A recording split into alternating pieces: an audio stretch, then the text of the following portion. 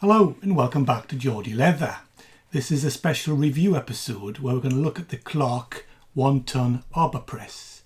This is a very versatile tool which I've just recently acquired for the workshop, and it's so handy for leather workers. I thought I must make a video just to show how useful this simple tool can be for leather workers. So let's head across to the workbench and I'll show you what it can do. So when you first get the Arbor Press, this is how it comes. Let's just first of all go over the detailed spec for those who are interested. This particular model is called the Clark Strong Arm, model number AP1000. Now it's rated as a 1 ton. You can get these from half a ton upwards to I think about 3 tons, I'm not sure, but generally for leather work 1 to 2 tons is ideal. So it's a very heavy piece of equipment, so be careful when moving it around. So the first tip I would give is that it comes with this little spinning metal base, which as a leather worker you'll find very little use for. So I would say put that to one side. You'll probably never use it. But what I do recommend is that you invest in a piece of plate steel. I got this on eBay. It was only a couple of pounds. This is a 150 by 150 mil, which is 6 inches by 6 inches. And what I made, if you can find it, here it is.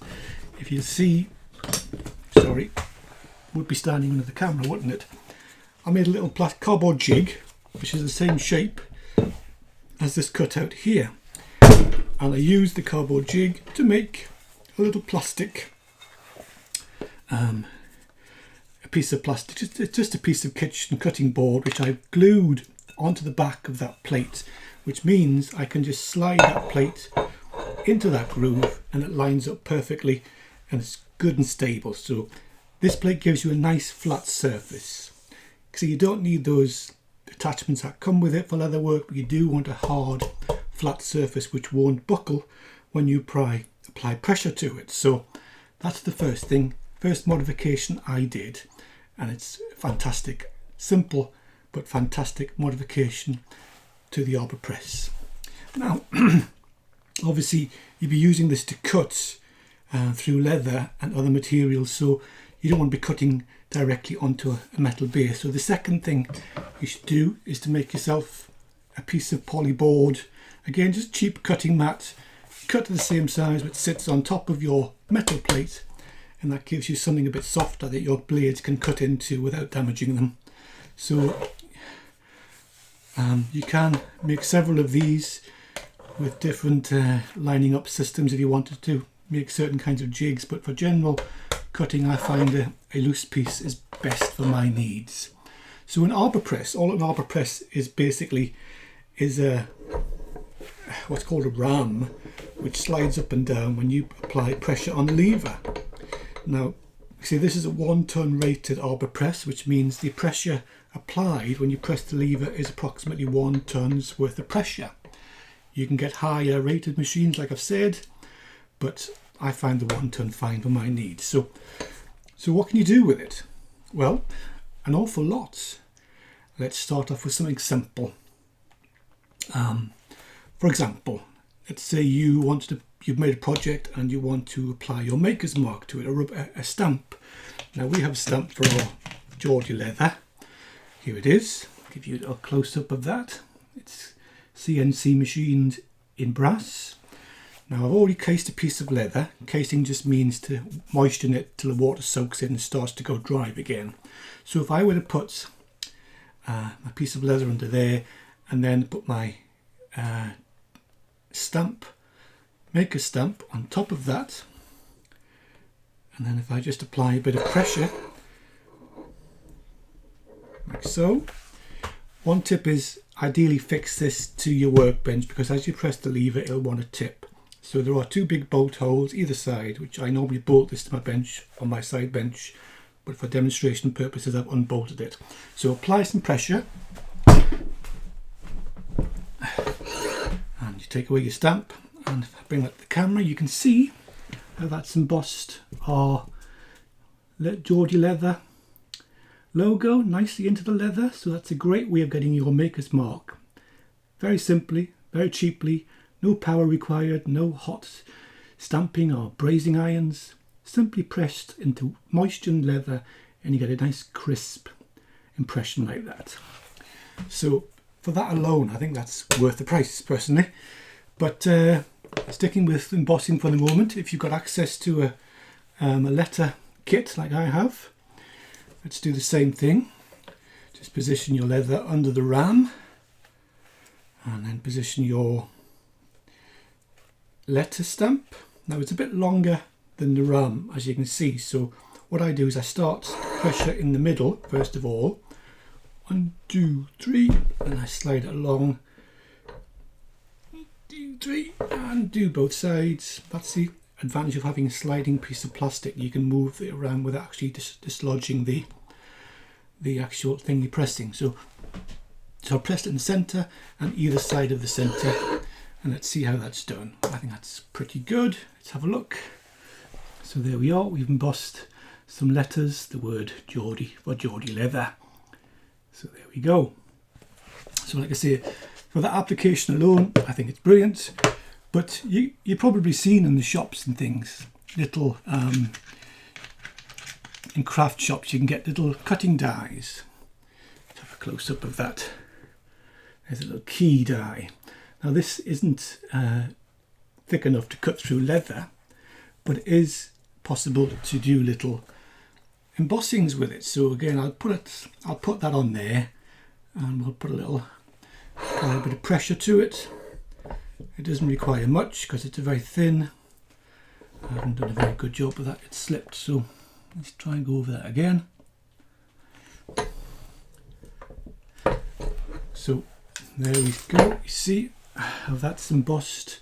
That little cutting die. This is designed for cutting out cards, greetings cards and things, but you can also use them to emboss patterns into leather. I think that's brilliant personally.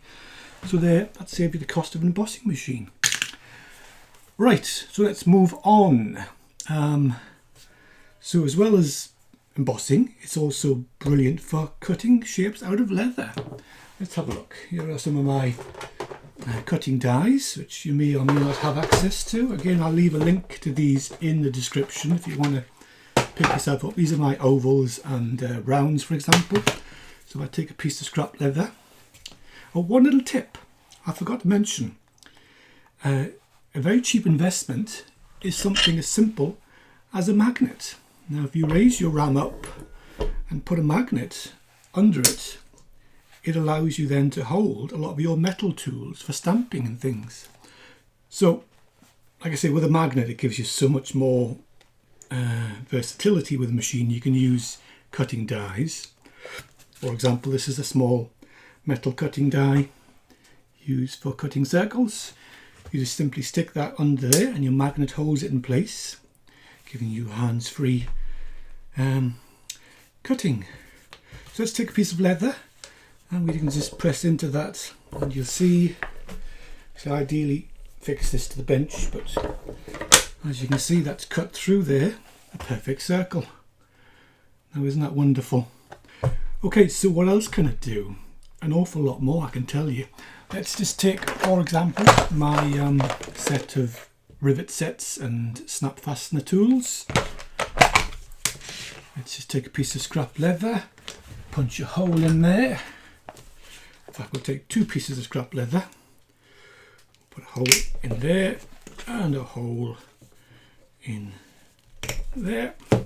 So say we want to rivet these 2 bits together. Obviously we need a rivet first, so let's find some rivets.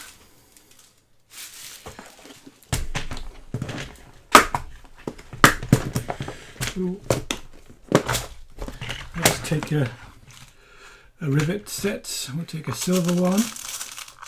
So a top post and a cap.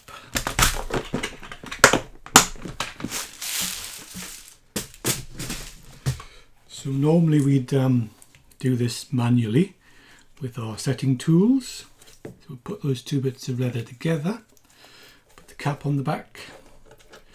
This is a little bit long for this leather thickness, but it's just a demonstration, so it's not that important. So normally we would take our tools This is a 8mm rivet, I believe, yes, and our thingy, and then hammer that together. But if we take off the plastic base, put our base plate on the metal plate, raise our ram and stick the ram to the magnet, we have a hands-free riveting machine for no additional cost. Isn't that brilliant? So we put our rivet in the base plate as normal, and if you can see that, just bring that down, and you see the rivet's a bit long for this particular application, but there we have it, one riveted piece of leather. So we have a riveting machine for no additional cost. Just that magnet makes all the difference. You haven't got that holding a hammer, holding a piece of leather, holding a base plate and holding the setting tool. It's being held for you.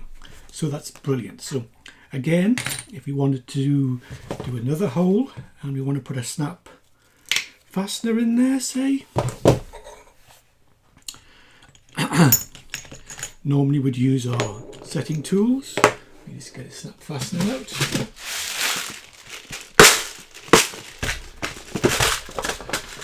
Again, snap fasteners. Let's just pick a silver one just to be consistent. So that's the cap and the other bit, the post and its corresponding little snub.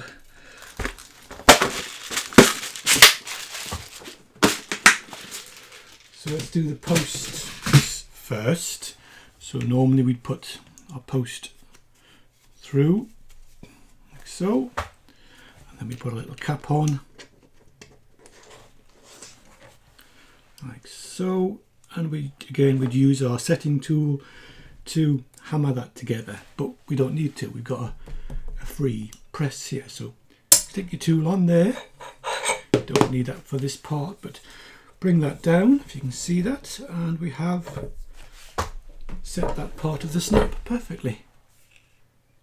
So we'll do the same for the other side.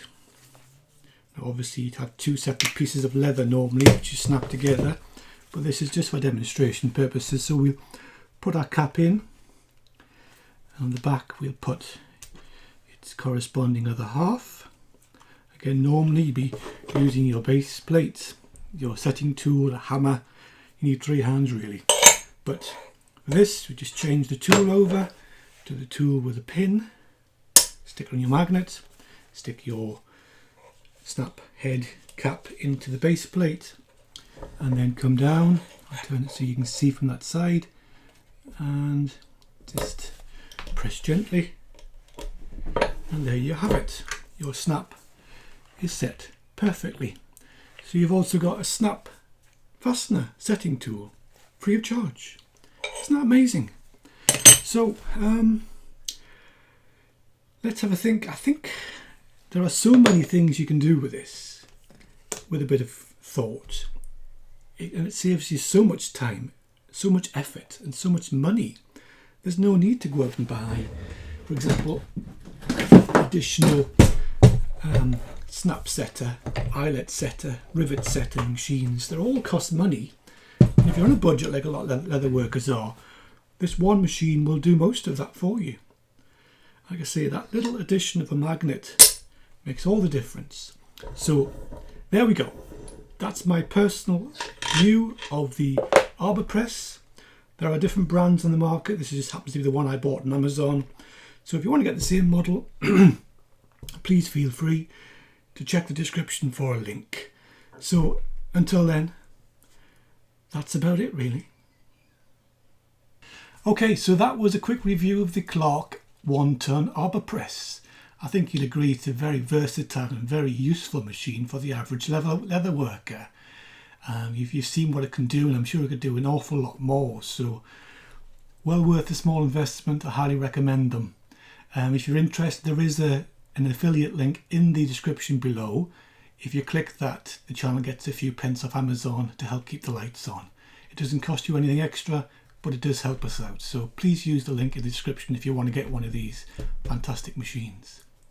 If you could, please click the like button, and if you want to subscribe, we'd be great to have you on board as a subscriber and to build our leatherwork community. So until next time, thanks for watching. Bye bye.